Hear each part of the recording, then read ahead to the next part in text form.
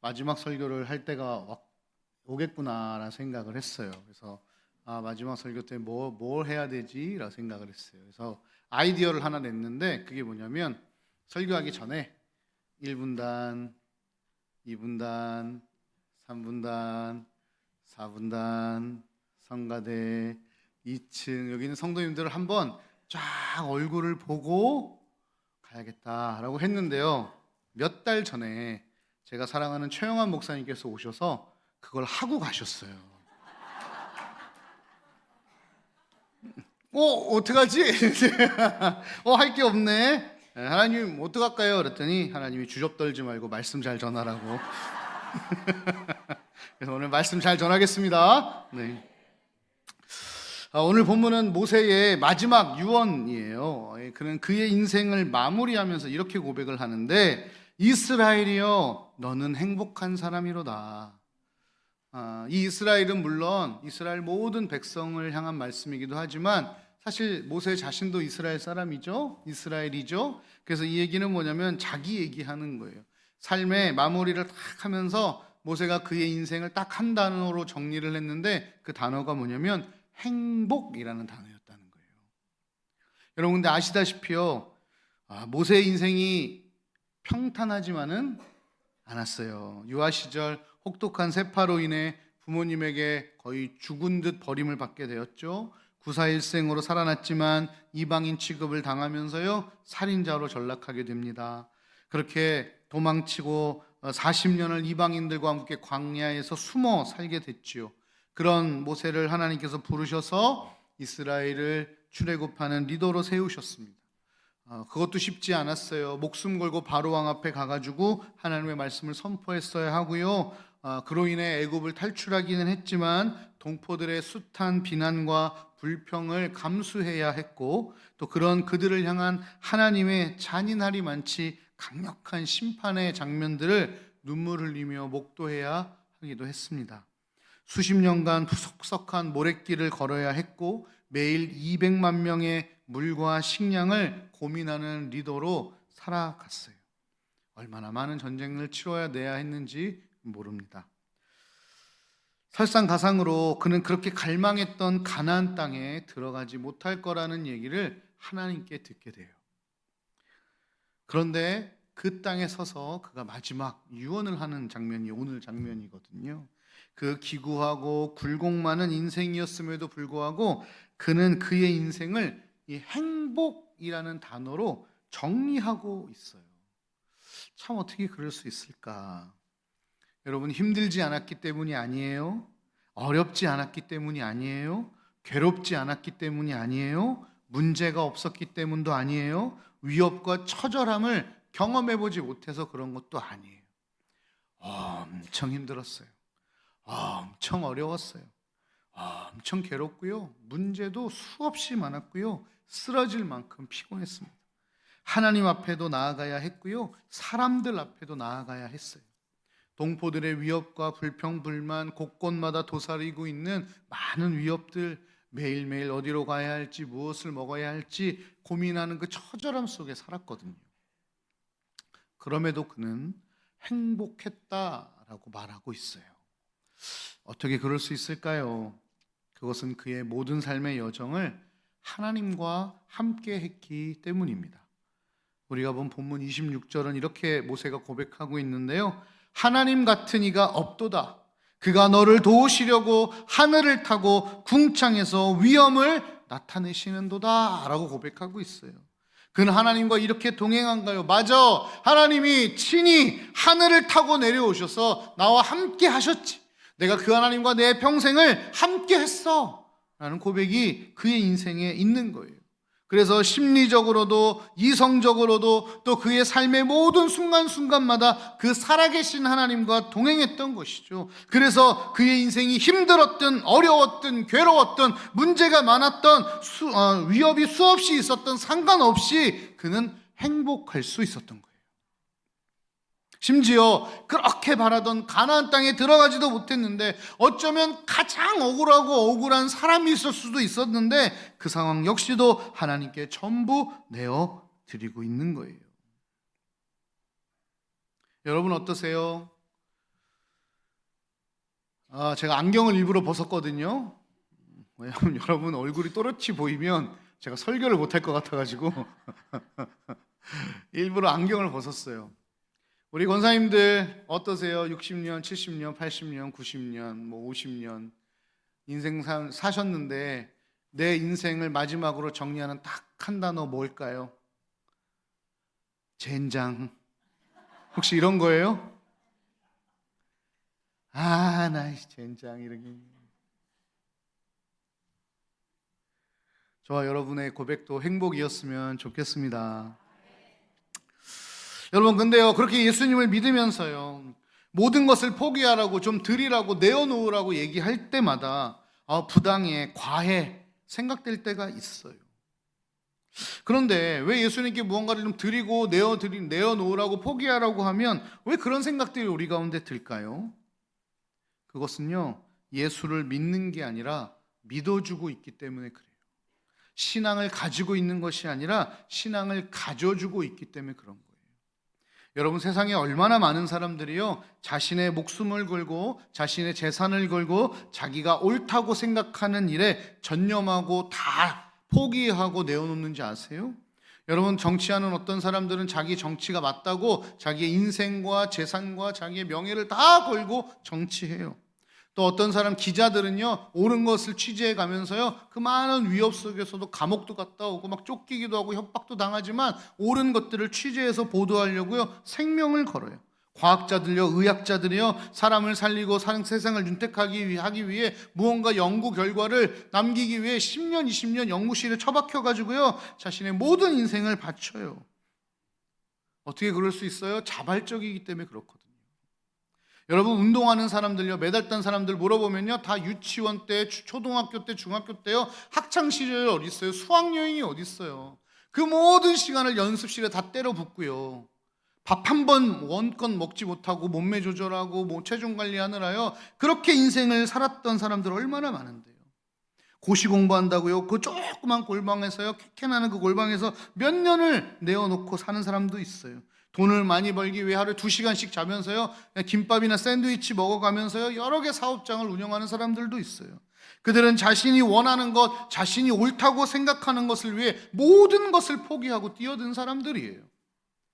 그것이 부당하다고 생각하지 않습니다. 과하다고 생각하지 않습니다. 더하면 더했지, 부족하면 부족했지, 과하다, 부당하다, 왜 그러냐 이런 생각하지 않아요. 왜요? 누가 시킨 것이 아니고 자발적으로 그 일을 선택했기 때문에 그래요.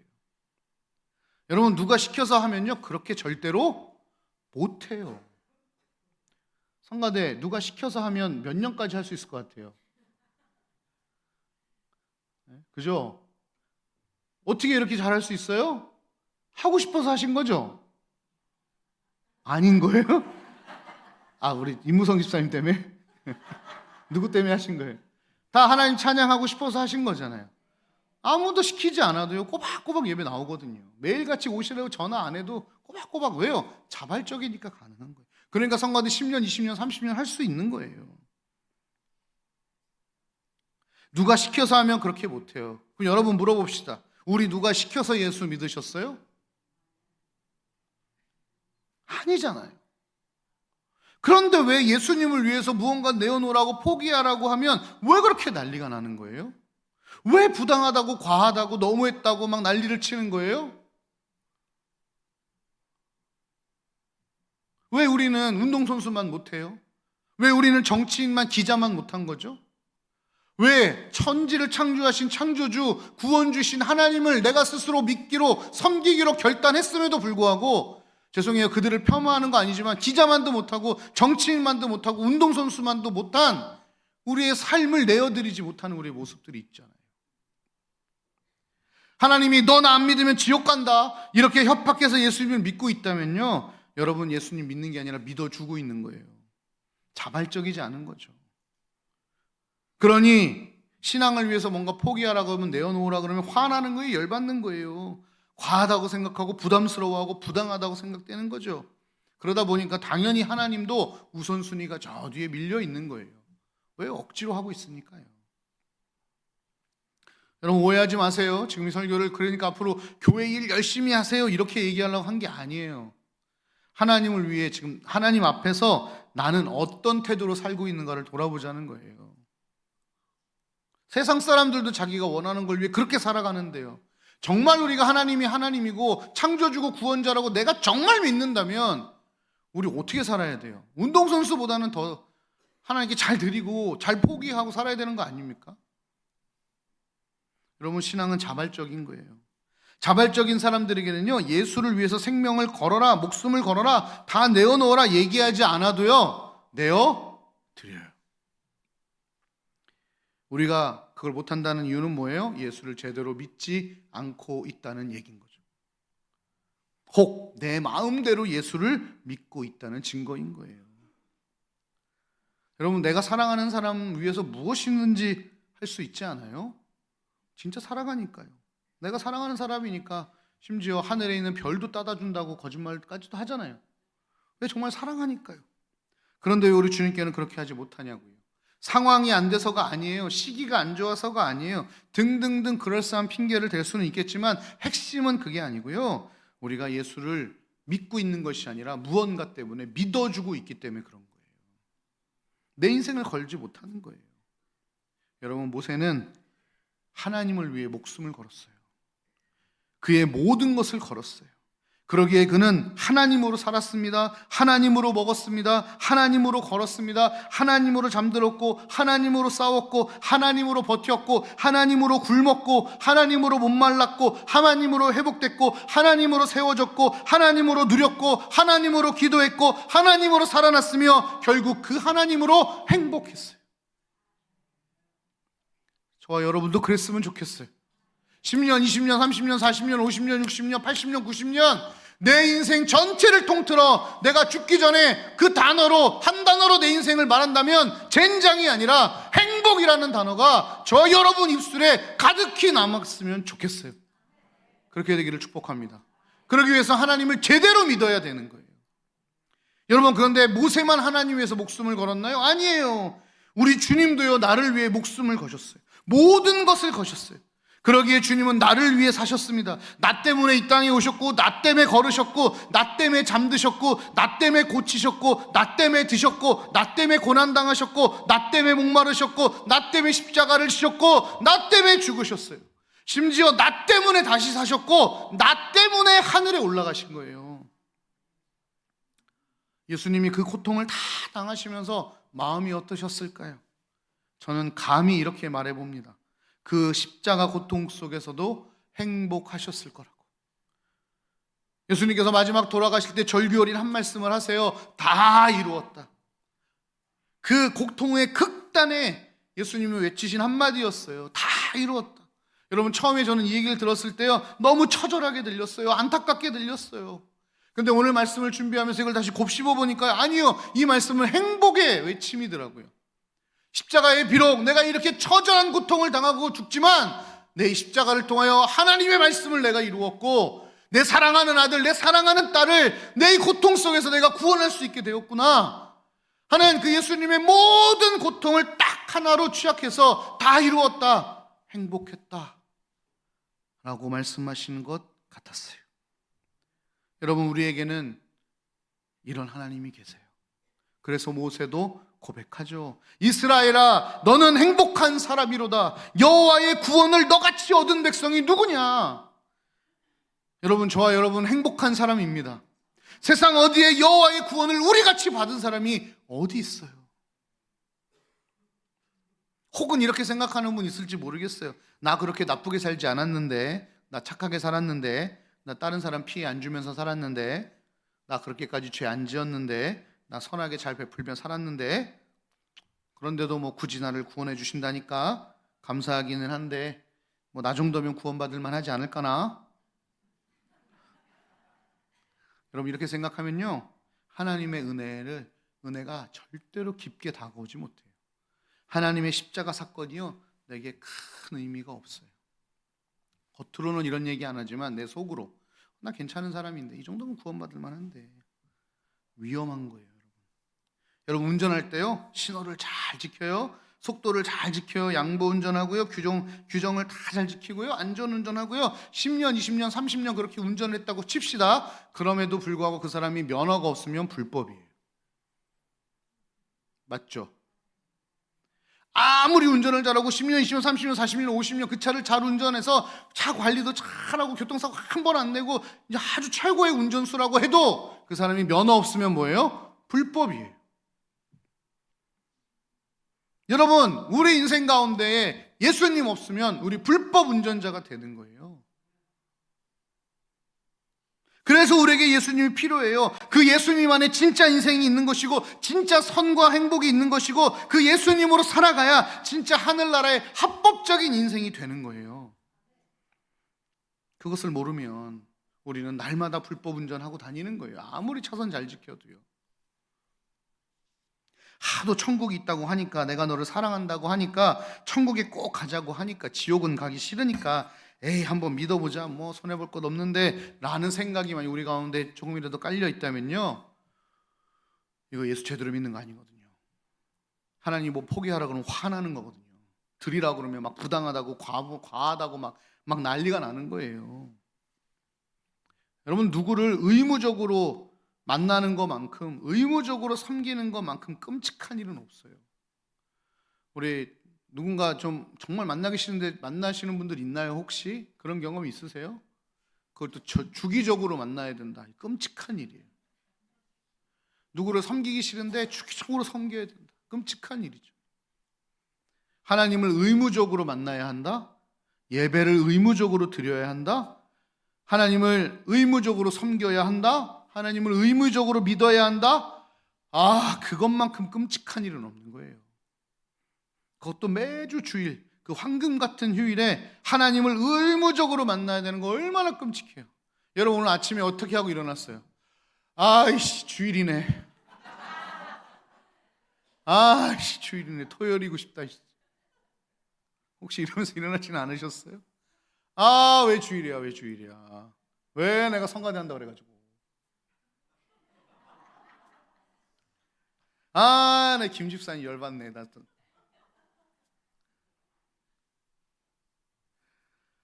끔찍한 일이에요. 그러나 사랑하는 사람을 만나는 일은 의무여도 의무일 수 없는 거예요. 여러분, 만약에 누군가 만나기로 했어요. 데이트 날짜를 잡았어요. 근데 데이트 날짜가 다가오면 다가올수록 안 나가고 싶어. 이 사람들은 헤어져야 돼요. 그쵸? 내일 데이트해. 어떡해. 짜증나. 짜증나. 근데 여러분, 진짜 사랑하면요, 그날이 기다려지고 설레는 거예요. 여민이요, 소풍 갈 때요, 어떻게 해요? 몇 시에 일어나는 줄? 5시 일어나고, 아빠 몇 시야? 여민아 5시야. 좀 더 자. 1시간도 안 자. 6시. 아빠 몇 시야? 6시야. 좀 더 자. 아빠 몇 시야? 여민아 7시야. 좀 더 자. 왜요? 너무 설레는 거지. 소풍 가니까. 너무 좋은 거죠. 여러분, 우리 주님 만나러 올 때 이래야 되는 거 아니에요? 예배가 아직 3시간이나 남았어. 이래야 되는 거예요. 예배 15분 남았다. 빨리 씻고 가자. 이래야 되는 거예요. 이게 뭐가 맞는 거예요? 목사님 설교 5분만 길어지면 목사님 오늘 또 오버하신다 진짜 또 막. 이거 아니잖아요. 여러분, 진짜 사랑하는 사람하고 만나면요, 하루 종일 머리가 좋아요. 행복해요. 어제 뭐하고 놀지, 메뉴도 한 너댓 개 막 머릿속에 마치 준비 안 한 것처럼 쫙 준비해놓고 어디 갈지 걸지 커피 마실지 막 이런 거 준비하고 나가잖아요. 그래서 하루 종일 사랑하는 사람 섬겨줘요. 돈도 내주고 커피도 사주고 장소도 정해주고 같이 걷고 막 해줘요.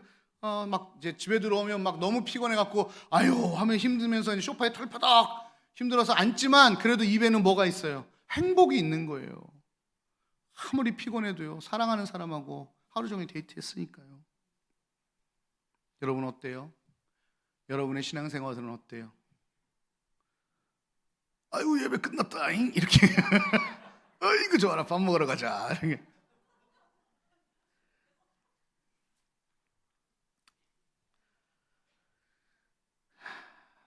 그런데 사실 우리 매번 그렇게 살아가는 것이 쉽지 않더라고요.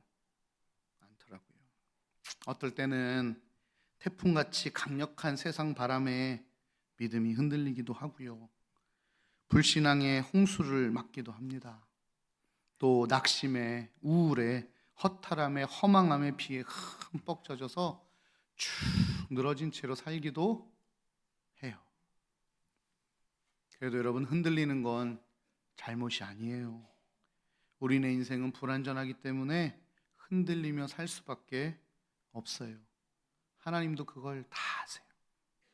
그래서 오늘 설교 제목이 뭐냐면 흔들리지 않고 피는 꽃이 어디 있으랴예요. 사실 이 문구는요, 도종환 시인의 흔들리며 피는 꽃이라는 시의 한 소절인데요, 저랑은 잘 안 어울리는데 시 한 편 읽어드릴게요. 흔들리며 피는 꽃, 도종환. 흔들리지 않고 피는 꽃이 어디 있으랴. 이 세상 그 어떤 아름다운 꽃들도 다 흔들리면서 피었나니, 흔들리면서 줄기를 곧게 세웠나니, 흔들리지 않고 가는 사랑이 어디 있으랴. 젖지 않고 피는 꽃이 어디 있으랴. 이 세상 그 어떤 빛나는 꽃들도 다 젖으며 피었나니, 바람과 비에 젖으며 꽃잎 따뜻하게 피웠나니, 젖지 않고 가는 삶이 어디 있으랴. 맞아요. 흔들리지 않고 피는 꽃은 없어요. 흔들리면서 줄기를 곧게 세웠고 그렇게 꽃이 피는 거예요. 젖지 않고 피는 꽃도 없습니다. 어떤 빛나는 꽃도 바람과 비에 젖으며 꽃잎을 피우는 거예요. 흔들리지 않고 젖지 않고 가는 삶은 없는 거예요. 그럼 어떻게 해야 되는가? 바람이 더욱 불수록, 비가 더욱 내릴수록 우리의 믿음의 뿌리를 하나님께로 더 깊이 내려야 될 줄 믿습니다. 믿음으로 사는 거죠. 여러분, 믿음으로 산다는 게 뭔가요? 내가 무엇을 할 수 있는가? 나에게 어떤 능력이 있는가? 내가 가진 것은 무엇인가? 내 계산은 어떤가? 내 계획은 어떠한가? 이것을 고민하는 것이 아니라요, 믿음으로 산다는 것은요, 하나님은 무엇을 하실 수 있는 분인가? 하나님은 어떤 능력을 갖고 계신가? 하나님은 무엇을 가지고 계신가? 하나님의 예비하심은 무엇인가? 하나님의 계획은 무엇인가? 하나님은 누구를 사랑하시는가? 그 하나님은 어떤 성품을 가지신 분이신가를 바라보며 사는 것이 믿음으로 사는 거예요. 여러분, 우리의 실패 속에 좌절하고 넘어져 있는 것이 아니라요, 하나님의 언약을 바라봐야 된다는 거예요. 하나님의 사랑을 바라봐야 된다는 거예요. 하나님은 우리가 실패하고 넘어졌을 때요, 우리의 실패를 바라보시는 것이 아니라 하나님의 언약을 보시고 그 언약을 따라 역사하시는 분이에요. 우리가 넘어졌을 때 아이고 내가 너 그럴 줄 알았다 손가락질 하시는 분이 아니라, 의인은 7번 넘어져도 다시 일어나거니와, 그 말씀을 붙들고 우리를 일으켜 주시는 분인 거예요. 우리가 하나님께 뿌리를 내리고 살면. 그래서 우리는 뭐 해야 돼요? 하나님을 잘 믿어야 돼요. 열매, 결과, 복, 풍요, 흐름, 현상, 안정, 지식, 예측, 정치, 비난, 칭찬, 이런 거 믿으면 안 되고요, 하나님을 믿어야 되는 거예요. 여러분, 제발 사람들이 만들 수 있는 것에 목숨 걸지 맙시다. 우리는요, 사람이 만들 수 없는 것에 목숨을 걸어야 되는 사람이에요. 여러분, 레드카펫 왜 하죠? 여러분, 영혼은요, 사람이 만들 수 없어요. 돈으로 살 수도 없어요. 사람이 만들어낼 수 없는 그 귀한 영혼을 하나님이 우리에게 맡겨주신 거예요. 이 세상 얼마나 무면허 운전하며 다니는 인생들이 많아요. 그 인생들 하나님께로 모시고 와서 뭐 해야 돼요? 하늘 시민권자로 만들어주는 거잖아요. 좀 더럽고 치사하긴 해요. 좋은 거 주는데 내가 아양 떨어야 되고 내가 밥 사줘야 되고, 그죠? 그래 그때는 왠지 말도 착하게 해야 되고, 그죠? 밥도 맛있는 거 내 돈 들여 사줘야 되고, 그러긴 하지만 하나님이 우리에게 그 귀한 사역을 맡겨주신 거예요. 이 일은 안 올 것 같은데, 전해봐야 그냥 나만 무시당하고 말 것 같은데, 자존심 상하는데, 이럴 수 있지만 아니에요. 영혼을 위해 목숨을 거는 거예요. 제가 이제 작년 초에 하나님이 기영아 너 이제 그만 가 그러셨어요. 그래서 싫어요 그랬어요. 저 지금 살만해요. 왜 자꾸 가라 그러세요? 하나님 아무 말씀 안 하셨어요. 작년 10월쯤에 기영아 이제 진짜 가야 돼 그러셨어요. 진짜 가야 될 것 같더라고요. 그래서 이제 준비를 했어요. 제가 이력서를 한 번도 써본 적이 없어요. 우리 교회도 목사님하고 밥 먹고 들어왔거든요. 수요일에 밥 먹고 식사 막 밥 맛있는 거 사주셨어요. 지금 개영재님 이번 주부터 오세요. 그렇게 들어왔거든요. 18년 여기 있었잖아요. 뭐 이력서 썰 리가 있었어요. 보니까 뭐 자기소개서도 내야 되고 이력서도 내야 되고 막 쓸 게 엄청 많아요. 그래서 이제 이력서를 쫙 썼죠. 쫙 써가지고 이렇게 딱 봤는데 와 세상 이력서가요. 성남제일교회 일은 저 혼자 다 한 것 같이 써놨어. 이게 저도요 되게 잘 보이고 싶었나 봐요. 그래갖고 이력서를 보면 무슨 성남제일교회 일을 나 혼자 다 했어. 그래서 이거 아니다 그래가지고 정직하게 바꿨어요. 원래는 어떻게 썼냐면 제가 처음 왔을 때 청년부가 15명이었는데 제가 사역하면서 청년부가 200명이 됐습니다. 이렇게 썼어요. 이거 이렇게 바꿨어요. 제가 처음 올 때 청년부가 15명이었는데 이창거 목사님이 오셔서 200명을 만들어 놓으셨습니다. 그리고 저는 거기에 일부 청년들을 인도했습니다. 부부학교도 그렇게 썼어요. 누구누구가 부부학교 만들었고 제가 거기서 섬겼습니다. 다 그렇게 썼어요. 그래서 이렇게 봤더니 내가 봐도 안 뽑을 것 같아요. 뭐 지강이 하는 것도 없어. 근데 여러분 그 이력서 보고 뽑아주신 거예요. 우리는 우리가 할 일을 하는 거예요. 그러면 하나님은 하나님이 하실 일을 하시는 거예요. 그래서 어디에 교회를 넣어야 될지도 모르고 그래서 이제 사이트 막 있어요. 목사님들 청빙합니다. 해서 거기 이제 처음에 큰 교회 2개를 딱 넣었어요. 이제 막 교회를 찾아보니까 사람이 그래요.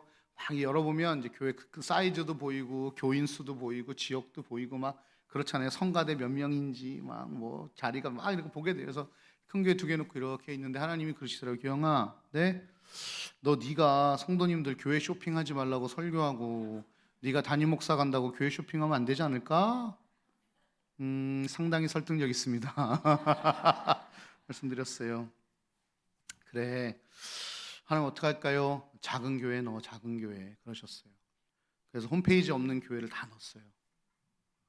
그래서 진짜 논 위에 있는 교회 가서도 설교했어요. 네. 우리는 우리가 하는 일을 하는 거예요. 하나님은 하나님이 하실 일을 하는 거예요. 없다고 하지 마시고요. 주변에 찾아보세요. 전화번호부 찾아보시고 SNS 뒤지셔서 무면허로 운전하고 다니는 안타까운 영혼들 어딨나 여러분 찾아내세요. 그리고 그들의 마음을 바꾸시는 건 누가 해요? 하나님이 하시는. 그래서 우리 두드린 기도회 하는 거잖아요. 하나님 제가 지금 이거 찍었으니까 얘 마음 좀 바꿔주세요. 이러고 두드린 기도회 하는 거잖아요. 기도하시면 좋겠어요. 그렇게. 어쨌든 모세가 그렇게 하나님을 믿었어요. 목사님이 예전에 목사님께서 카스테라라는 책 소개하신 적이 있었어요. 힘든 거, 어려운 거, 고민거리, 골치 아픈 거, 두려운 거, 뭐 치사한 거 싹 다 냉장고에 넣고 문 닫고 한숨 자고 일어났더니 거기에 아주 맛있는 카스테라 하나가 들어있더라. 그 냉장고가 무엇일까요? 우리에겐 하나님이죠. 이런 인생을 살았던 사람이 누구였을까요? 모세였죠. 그의 평생에 모두 힘들고 어렵고 막 모든 것들을 다 하나님 냉장고에 집어넣었더니 그의 인생 마지막에 그가 뭐라고 고백해요? 행복한 사람이라. 여러분 저 18년 동안 성남제일교회 사역하면서 좋은 일만 있었을까요? 겁나 힘들었어요. 겁나.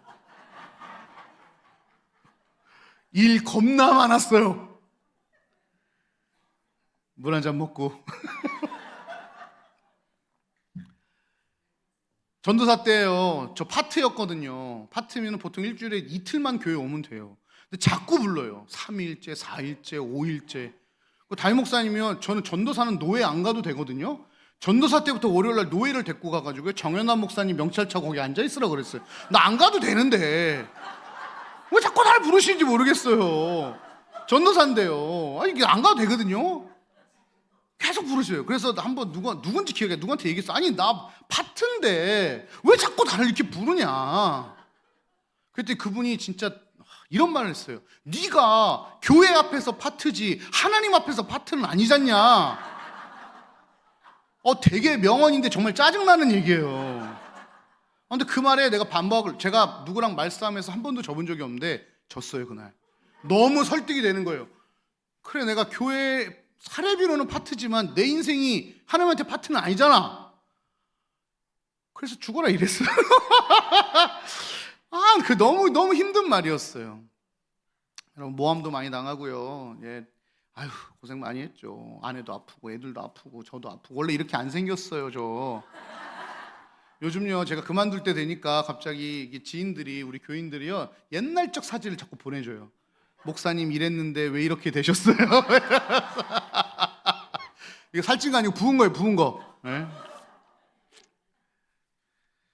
그런데 그 18년의 사역을 총망라해서 제가 지난주 고민했어요. 하나님 18년 동안 사역하기 위해서 감사합니다. 그리고 나서 남은 단어가 하나 있었는데 그게 행복이라는 단어였어요. 너무 행복했어요 저는. 첫 번째는 하나님이 늘 동행하시는 성남제일교회라는 걸 알게 됐고 그 성남교회에 내가 사역했고 또 늘 하나님이 동행하시는 성도님들과 함께 교회를 섬길 수 있었다는 게 너무너무 행복했어요.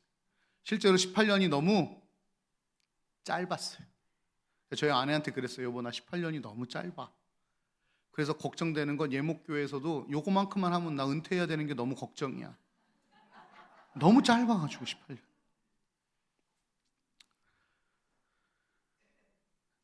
성도님들 저보다 더 오랜 시간 하나님 섬기고 성남제일교 섬기셨잖아요. 여러분의 마지막 마침표가 행복이었으면 좋겠어요.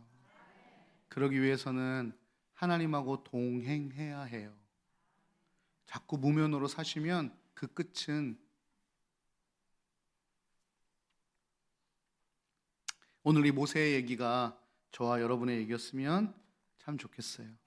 그 냉장고가 바로 하나님이시고요. 그 냉장고 안에 우리 인생을 다 집어넣으면 하나님이 언젠가 행복이라는 카스테라로 우리에게 다시 돌려주실 겁니다. 흔들리며 비바람을 맞아 흠뻑 젖어도 우리에게는 하나님이 계십니다. 세상을 나를 이처럼 사랑하시는 하나님이 계십니다. 그 하나님을 정말 믿고 정말 동행하고 정말 드러내는 삶을 살아서 우리 모세의 고백처럼 우리는 행복한 사람이로다 고백하며 우리의 인생 마침표를 탁 찍을 수 있기를 주님의 이름으로 축복합니다. 같이 찬양하겠습니다. 우리 찬송가